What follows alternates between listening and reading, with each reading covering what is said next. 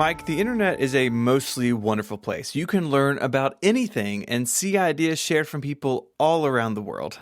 Those things also make it terrible. See, that's true, but I want to focus on the positive to make this segue to our topic. Oh, you mean the World's Fair? Come on! I was going to talk about how they were the original internet in a way before you ruined it. I only have so much patience for segues, so I had to cut you off. A World's Fair is a large international exhibition designed to showcase achievements of nations.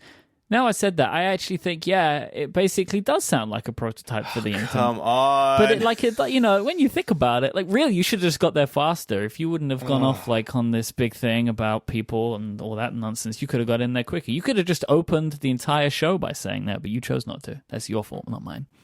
Are you done chastising me? I think so. Okay. This is a massive topic, and the possible spin-offs of this just never end. But we're going to start with some terminology and history. Sounds good. Generally, the term World's Fair is essentially used in America, where the rest of the world refers to them as World Expos or even Specialized Expos. That is fancier. Dang it, America. Of course, you'd have to have your own specific name for it, wouldn't you? Since 1928, the International Bureau of Exhibitions, or the BIE, has served as a sanctioning body for these events.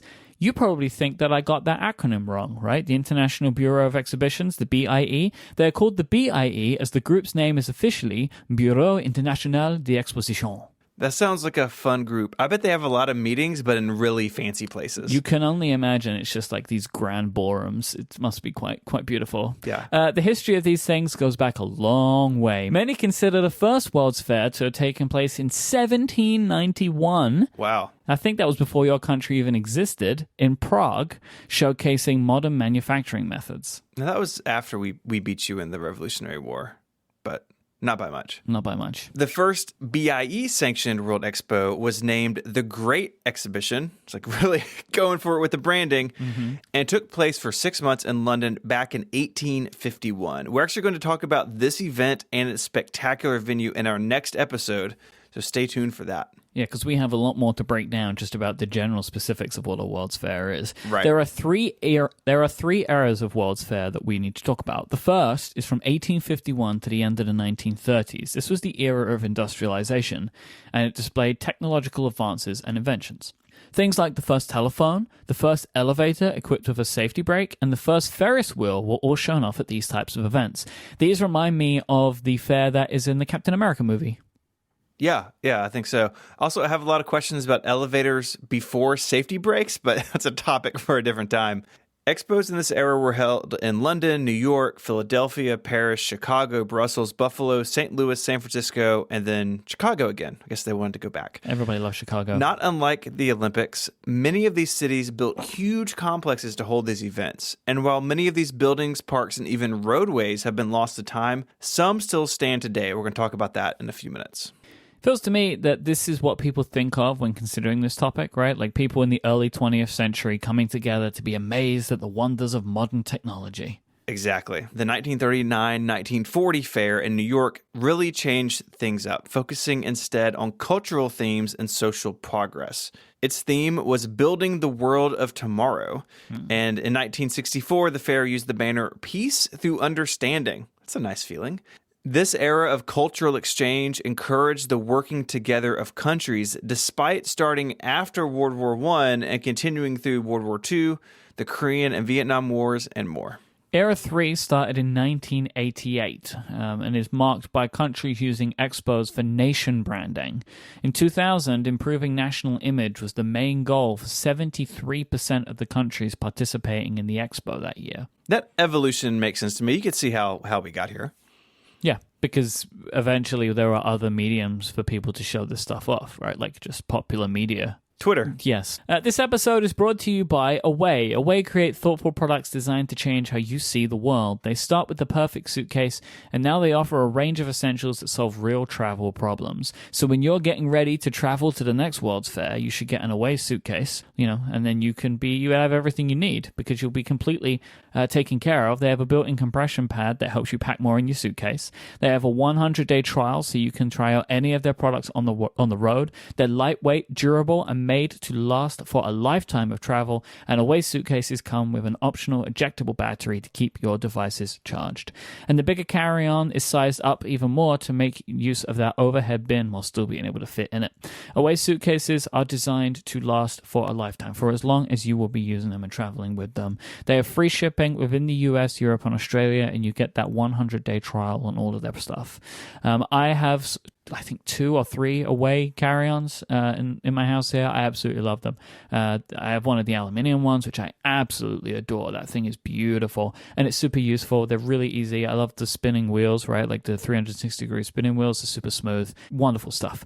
Go check them out, and for $20 off a suitcase, go to awaytravel.com/ungeniused and use the promo code ungeniused during checkout. That is awaytravel.com/ungeniused, and the promo code ungeniused during checkout for $20 off. Our thanks to Away for their support of this show and Relay FM.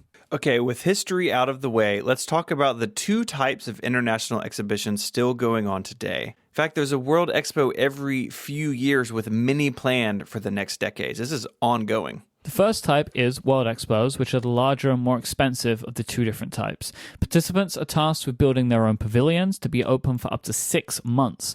Since 1995, the interval between 2 World Expos has been at least 5 years. The most recent World Expo was held in Milan, in Italy, from the 1st of May to the 31st of October in 2015. So we're due one. World Expos generally have a theme that nations and companies participating have to meet, but sometimes people break the rules. They sure do. The only fair to be held without BIE approval was the 1964 to 1965 New York World's Fair, because the event's president was unwilling to limit the expo to being open for just 6 months. Without this approval, the event may have been left without funding, but the group behind it went to tourism and trade organizations to host National Pavilion in lieu of official government sponsorship, which often requires BIE approval. That is a spicy story. They really wanted that World Expo. I guess so. The second type are specialized expos, and these are less ambitious, open for shorter periods of time, and are cheaper to run. Organizers must build pavilions for the participating states free of rent, any charges, taxes, or expenses, and there are size caps on how big the buildings can be. Only one specialized expo can be held between 2 World Expos. I assume someone at the BIE has the job of keeping up with these kinds of things. Most organizations would probably use a spreadsheet, but again, in thinking the BIE is really fancy, I imagine it's on like this giant chalkboard they wheel around to meetings. That is like a gold frame around it. Yes, of course. We mentioned the types of buildings and pavilions used to house all of these World Expos. A good bit of the time, especially in our modern era, they are dismantled after the fair ends. However, several towers from previous fairs have been left in place, becoming landmarks. That's right. The Eiffel Tower was built to celebrate the 1889 fair, as is the Museum of Science and Industry in Chicago. It's another example. Then we have San Francisco's Japanese Tea Garden and the full-size Parthenon replica in Nashville. They're also on the list, as is the Space Needle in Seattle. I feel like you jumped over that. There's a Parthenon in Nashville? Believe me, it's very real. Have you seen it? Many times. Oh my word. Several Disneyland attractions, including It's a Small World and Great Moments of Mr. Lincoln, started life as attractions for the 1964 New York Fair. The one that broke all the rules. It sure did. In 2020, Dubai will host the World Expo, with Buenos Aires starting in 2023 and Osaka, Japan in 2025. We should do a live show in Dubai next year. Okay. What do you think? You think we can just make that happen? Probably not. Let's aim for Osaka, Japan in 2025.